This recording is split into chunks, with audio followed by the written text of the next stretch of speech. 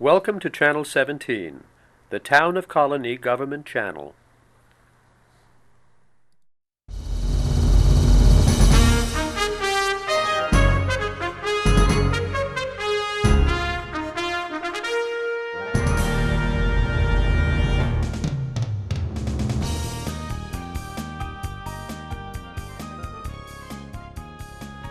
Hello and welcome to Forum on Safety. Along with me today is Deputy Chief Peter Berry from the Town of Colonie EMS Department. And on today's show we want to talk about some of the issues that arise in the warm weather. Now that the warm weather is here in summertime here, there's a lot of things that come up, safety issues that we wanted to touch base with today. So again, I'm here with Pete, and Pete, again, I'd like to welcome you back to the show. Oh, thanks for having me, Pete. I appreciate it. What are some of the big issues that you folks see in EMS with this time of the year with the warm weather? Well, as we reach into the upper 80s and 90s and increased humidity, like we're experiencing today, we do see a lot of heat-related issues. And I think one of the things that's really important as we head outside during these approaching summer months is that we have lots of water with us. As you know, our bodies dissipate heat through sweating and respiration. And as we lose some of that water, we have to replace it. We have to rehydrate. And really the best thing for that is water. There are some sports drinks out there. One of the things that we have to be very careful about if we have cardiovascular disease or high blood pressure is that they do contain a lot of sodium. So it's a good idea to talk to your doctor before drinking some of those sports drinks. But again, it's a good idea to have lots of water. And when it's hot, slow down. Sit down and relax if you get a little bit overheated. And if you start to feel a little bit dizzy, it's a good idea to get inside or get into the shade. We do have to remember that kids and the elderly are affected much more than others because they have such a difficult time with temperature regulation. They don't have the reserves that you and I do. So we've got to watch out for kids during these warm weather.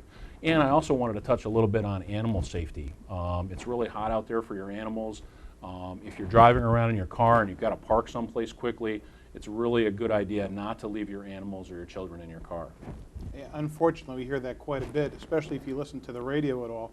You'll hear that, somebody's locked their keys in the car and there's a young child inside the car or a pet, and it gets very, very hot in that car very quickly. We've already had a few cases where we've had to literally break into vehicles to get children out, and I just wanted to warn parents that it is getting extremely hot outside and to please not leave your children in your car unattended and sealed up.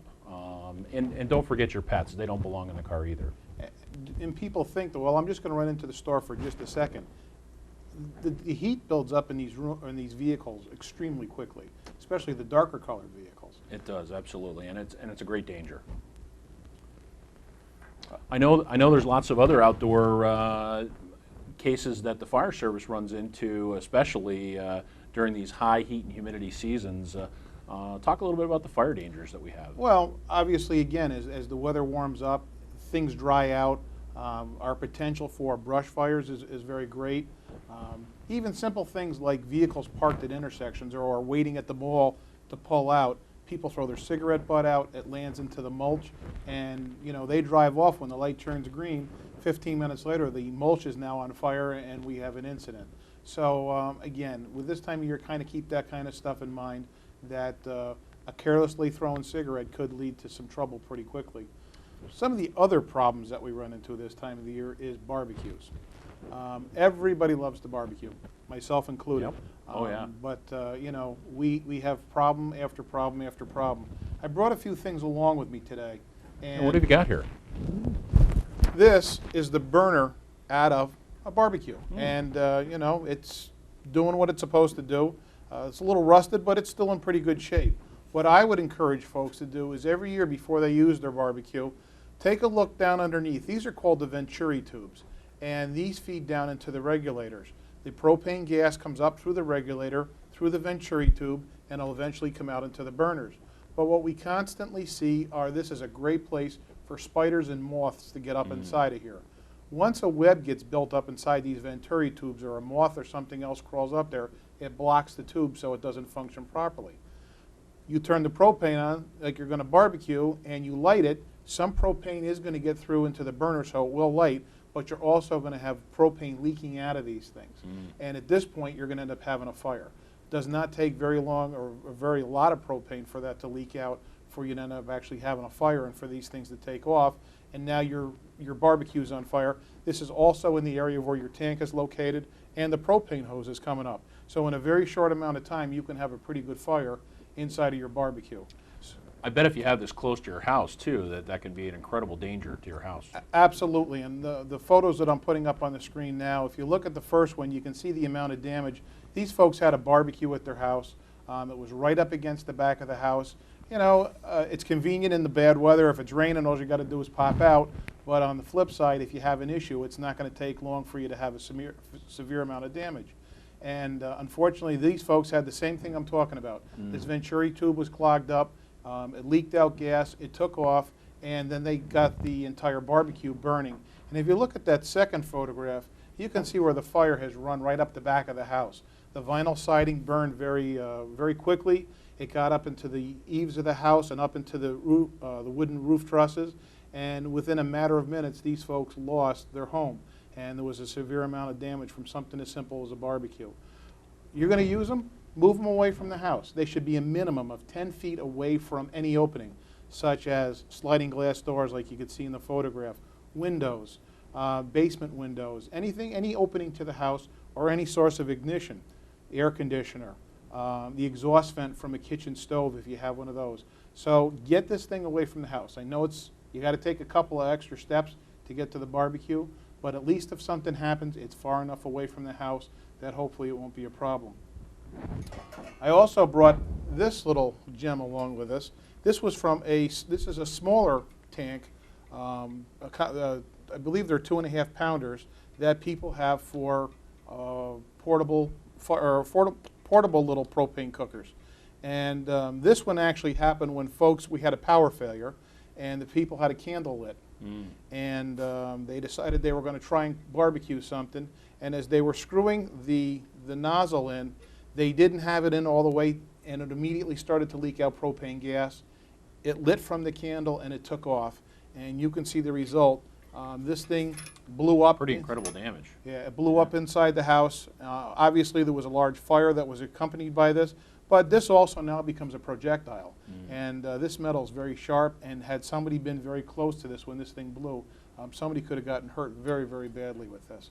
So propane is safe when it's used properly, but you have to respect it, and you've got to treat it the right way and use it the proper way. If not, you could definitely get yourself into trouble with something like this, or as you saw in the photographs, from the fire. Very important safety tips, Peter. I look at these pictures that you have here and some incredible damage to the residents. I just got to imagine that the family was incredibly lucky, and it looks like the fire department did a really good job here. Exactly. The fire department got there relatively quickly. They were able to confine the damage, but still, these folks were displaced for a while. The big thing is nobody got hurt. You know, everybody walked away from it, but there's a tremendous amount of damage to this house, and it's disrupted these people's lives. And again, if something as simple as moving that barbecue 10 feet away from that house where would have been much safer, had something gone bad, they probably wouldn't have been put in that position. Yeah. So it's definitely something to think about and something to be wary about. You know, we're talking about backyard stuff, and you know, obviously barbecuing's a big thing. The other big things are pools. Absolutely. There's a ton of pools out there, and again, on a day like today, it would be very nice to be in a pool. So what are some of the ideas or tips that you can talk to us about pools? Well, as we enter into the summer seasons, Pete, the EMS department responds to many requests for near-drowning episodes here in the town of Colonie. We have many pools in the town, and one of the things that we really try to encourage parents is that the best thing that you can do for your child is to provide adequate adult supervision. You've got to watch children constantly. You take your eye off them for a minute, whether it be to answer a phone call or the doorbells ring, and all of a sudden they can be into the water in a flash. And that's really important. I just want to quote some statistics, and these are from the National Safety Council, that 75% of submersion victims between the ages of 1 and 3 years old, 75% of the overall victims are between the ages of 1 and 3. And at the time of submersion, 69% of these kids were not expected to be anywhere near the pool or in the pool at the time of submersion. So we really need to be careful around the pool, and we need to watch our children.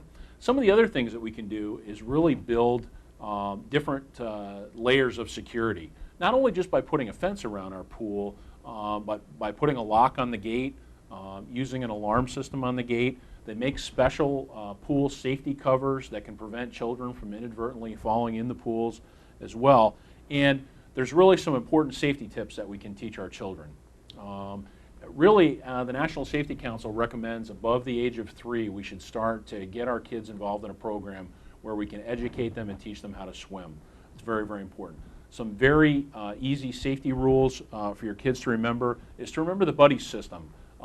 If you start early and educate and re-emphasize to kids when they're around the pool that they never go swimming without a partner, without a buddy.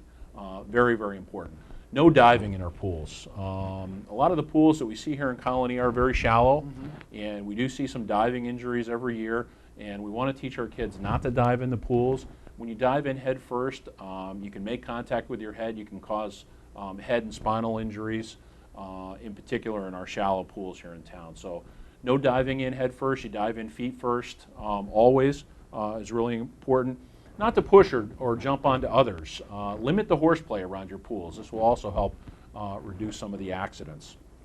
And the last rule, probably the most important rule, Pete, is that we want people to develop an emergency plan at home. And adults should learn CPR. If you have a pool and you have children, you should learn CPR. And I did bring one other thing with me that I think is a really important topic to bring up as we do get into the summer months and water activities tend to increase, is I brought a personal flotation device.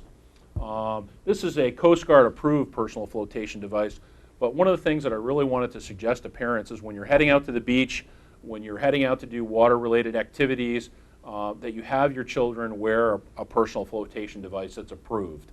Remember the water wings that you have for some children to help learn how to swim. They are not an approved, Coast Guard approved personal flotation device. So make sure that you read the labels and that you get a approved Coast Guard personal flotation device. Aren't these flotation devices also designed for certain weight classes? So it's very important that you know what the size of your child or the person who's going to wear it? Absolutely. Get one that fits. Get one that's really going to work for your particular application. And we're going to talk about some other different applications and safety devices, but it is very important to do some research into it before you go out and purchase it and make sure you have the right one for the related activity that you're going to be involved in. Jumping back to the pools for a second, you had made mention of a lot of safety things that folks could do about the gates and the covers. Something that's coming out now, and I believe it's going to be put into the International Building Code very shortly, are pool alarms that people can put into place in their yard or in their pool so that when nobody's in the pool, everything's fine. If that alarm goes off, that means that something's in the water that has agitated the water, caused some type of wave, and that'll trip an alarm to let somebody know that something's going on. It's very important you bring that up because one of the issues behind accidental submersion is people think that you're going to hear yelling or you're going to hear splashing or something along those lines that's going to alert you to the accidental submersion. That really doesn't take place. A majority of the submersions are very, very quiet. You don't hear them, you don't sense them, and these alarms are a critical layer of defense that you can have when you have a backyard pool to make it safe. Well, I believe that that's going to become a requirement somewhere in the very near future through the new building code that's going to come into existence. And again, I think it's going to be something great. It's going to save a lot of people's lives. I think it's a great thing, and I think the more layers of security you can have around your pool, the safer you will be, the safer your family will be, and the more enjoyable and fun and safe summer that you can have. One of the other big things, as long as we're talking about outside, that we run into is open burning. We get calls in our office daily about, can I have a campfire? What's allowed, what's not allowed? My neighbor's got something going. And what we've done a little research, and open burning is actually governed by New York State Department of Environment and Conservation. They have the laws that dictate who can burn and who can't. Basically, their laws say any municipality that has 20,000 people or more, open burning is not allowed. But with that being said, they understand that all the stores in the area sell these portable fireplaces, and you know, people do have recreational campfires. DEC does not have an issue with those, provided that certain guidelines are followed with those. Obviously, they can't be too close to anything combustible, such as your home, your neighbor's home, a wooden fence, brush, those things. You're supposed to burn only clean, dry firewood. And no leaves, no brush, no grass clippings, no wood that's been painted or pressure treated. All those items have a tendency to give off a lot of smoke. Garbage, you can't burn garbage. Way back when, a lot of people used to have a burning barrel in their backyard, and they used to get rid of a lot of their household trash. You can't do that any longer. It's got to be attended at all times. Whenever that fire's lit, and you got to have somebody out there physically with it, and you need to have a form of extinguishment with it. Garden hose, a fire extinguisher. You got to have a way to put that out in case things go bad. With all that being said, if you burn to meet all that criteria and the smoke that you generate still bothers your neighbors, then you need to stop burning. And this is where we have a lot of the problems. I want to have a campfire in my backyard. I don't have any health issues and everything's great. But my neighbor 2 doors down has severe asthma. And that smoke that's coming out of that campfire is agitating that asthma. I need to have a little courtesy for that person, and I need to stop having my campfires. What I'm doing can't affect the quality of somebody else's life. And unfortunately, we run into this quite a bit, and it ends up getting turned over to the Department of Environmental Conservation, who is going to come and pay a visit to your house. And if things aren't rectified, you're going to end up in a court appearance situation for having a campfire that was bothering somebody else. So, you know, you can have them, just do it the right way. And, you know, have a little respect for your neighbors. What I always tell everybody is invite your neighbors over for a barbecue. Get to know your neighbors and find out if there's any issues, and have a campfire, and you'll find out pretty quick whether you can do it or not. And if you can't, then you'll have to figure out something else. I think those are great safety tips, Pete, and I think very important information and critical, especially now with what's going on around the country with burning and brush fires. I don't know that we can do a summer safety event without talking about something that's kind of near and dear to my heart, is bicycle helmets and helmets in general. I know I brought my helmet here, and I know none of the EMS department's people go out and perform rescue activities, and I know none of your people investigate fires without having their personal protective equipment on and their helmets on to protect their head. And I think it's very important for parents out there to know that there is a New York State law that requires children the ages of 1 to 13 to wear an approved bicycle helmet. And it's not an uncommon story. Every other day in the news you hear about a child that's tragically injured by riding a bicycle without an appropriate helmet. And I think it's very important to know that the National Safety Council says that with an appropriate approved helmet worn correctly, we can reduce head injuries 85%. And I think that's incredibly important. As parents, we need to set good examples for our children. We also need to wear helmets, but we need to emphasize to our children the importance to wear a helmet, and that it is cool to be safe and it's cool to wear a helmet.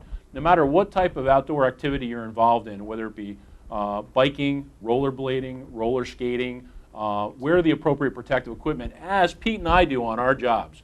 Whenever we're involved in an incident, we are wearing our helmets, we are wearing our protective turnout gear, and it's very important that as parents we send the message to our children that it's cool to be safe and it's cool to wear the right protective equipment. Wear your helmets, your shin guards, your elbow pads, and or your wrist guards if the activity dictates that, to keep you safe and to have fun this summer. I got to say that, you know, you mentioned that there's a law that requires children up to the age of 13 to wear helmets. I've been amazed by the number of parents, the adults that I see wearing bike helmets today. You know, I think the message is getting out there, and I think people understand the importance of them. And to a lot of folks' credit, a lot of folks are taking that message and they are wearing those helmets all the time.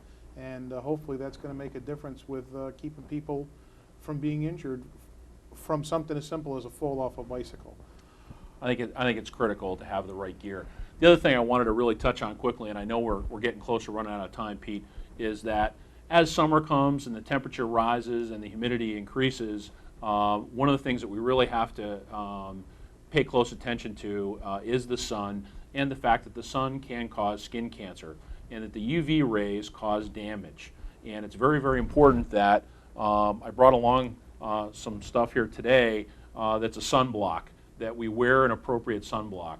The CDC recommends a minimum of an SPF, which is sun protection factor that we at least have an SPF of 15 and greater. And for smaller children, obviously, consulting your doctor for the right SPF factor.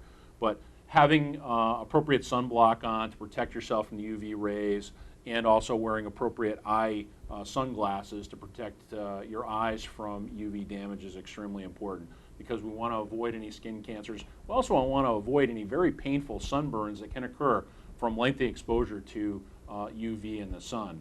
And it goes hand in hand with the heat. Make sure that you're well hydrated, and that, again, if you really find yourself being affected by the heat, that you slow down, sit down, and relax. One of the things that's very important is they do combine some sunblocks with other products, such as insect repellent. And sunblock occasionally has to be reapplied depending on the activities that you're involved in and so forth.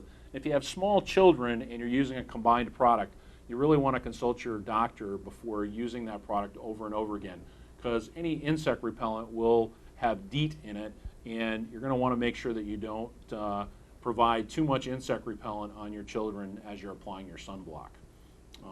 But as I talk about insect repellent, there's two other very important summer illnesses that I wanted to bring up that's important to have insect repellent around, and that is Lyme disease and West Nile virus. As you know, Pete, when the summer comes around, one of the things that we always have to deal with in the summertime is some pesky insects. And two of the insects that I really want to increase your attention and awareness of are mosquitoes. And mosquitoes can spread West Nile virus. Remember, mosquitoes are most active between dusk to dawn. And that's really when they're out and when you need to provide yourself with the highest level of protection. You need to wear long sleeve shirts and tops and bottoms and pants, and you need to use insect propellant that it has DEET that will help protect you from the insects and help you protect you from getting the West Nile virus. Remember, if you're out walking in the woods and you're walking through areas with tall grass and cluttered leaves, you have a risk of picking up ticks. And ticks can spread Lyme disease. Lyme disease is kind of an illness of 1,000 faces. It has multiple symptoms, and it's sometimes difficult to detect. But one of the things that's really easy to detect is the bite itself, and the fact that there can be a localized rash around the bite. If you have a tick on you and you need to remove it, one of the things we recommend that you carry around in your travel first aid kit is a pair of tweezers. You can grab a hold of the tick as close to the skin as possible and remove the tick. If you do happen to have some portions of the tick break off, wash the skin with soap and water and a little bit of alcohol, and that should alleviate some of the painfulness of the bite. Remember that Lyme disease can be treated with antibiotics, and that you should see your doctor if you are bitten by a tick. Just because you have a tick on you, though, doesn't mean you're going to get Lyme disease, correct? Absolutely, it doesn't. I think a lot of people get confused by that, and people panic a lot of times.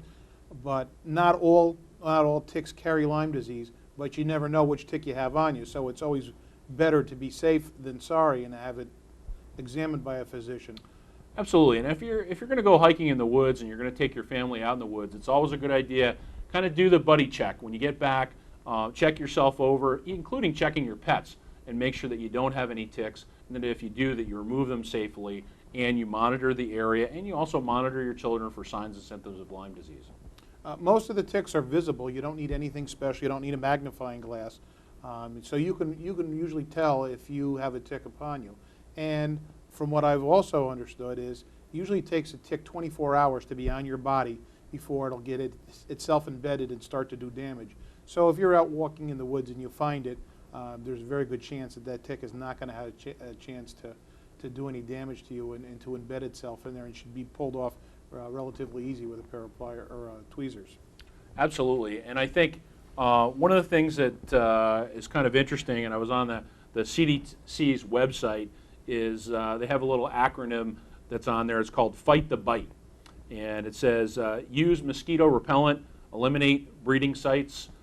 If you have any stagnant water around your home, try to eliminate those and eliminate those breeding sites. Repair any window screens or door screens that you have to keep insects out of your home, and again, support any community-based mosquito control programs to help eliminate West Nile virus. you know, you just mentioned a great thing that people I think overlook a lot of times is that stagnant water. If you have any type of vessel in your yard that can hold water, old flower pots, an old tire laying around, even bird baths. Bird baths, the water should be changed on those on a regular basis because that water can become stagnant very quickly and the mosquitoes will lay their eggs in there and breed. So Absolutely. anything that you can do to remove any of that standing water, keep your grass cut. Mosquitoes will get down into the high grass and they can breed down in there. So things along those lines will help keep the mosquitoes in check somewhat and keep them at bay around your house. And I know we enjoy sitting out on our deck at night, and like you said, as soon as dusk hits, it's time to go in, because if you don't, the mosquitoes will carry you off. But again, I think you bring up some real important stuff that people can do to keep things safe around their homes.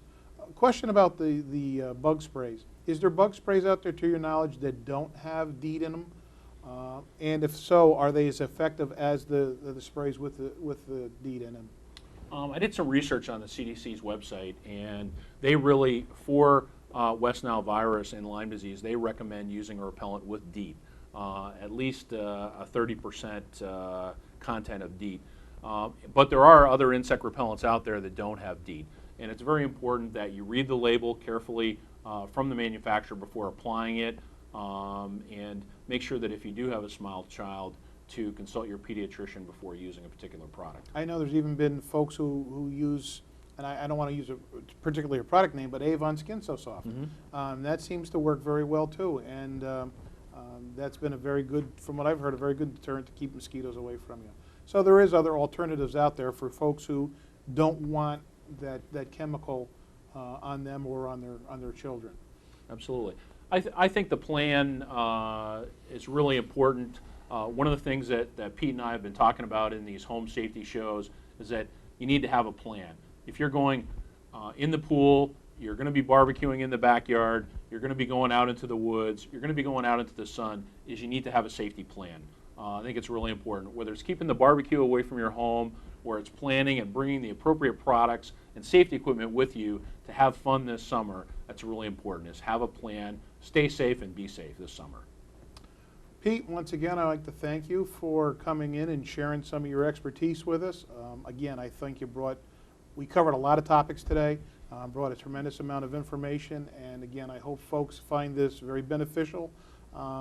You know, I guess we'll find it beneficial when we look at the end of summer and say, geez, we didn't have as many barbecue fires this year, or we didn't have to treat as many folks for injuries from falling off a bicycle. So hopefully the proof will be in the pudding, as they say, and people will stay much safer. So again, I thank you for coming in. Thanks for having me, Pete. And we will be back again with some more topics. If you have things that questions you have, or areas you'd like us to discuss, please feel free to give us our call. My email address is at the bottom of the screen, and we would love to hear from you, and we'll see you again soon. Thanks.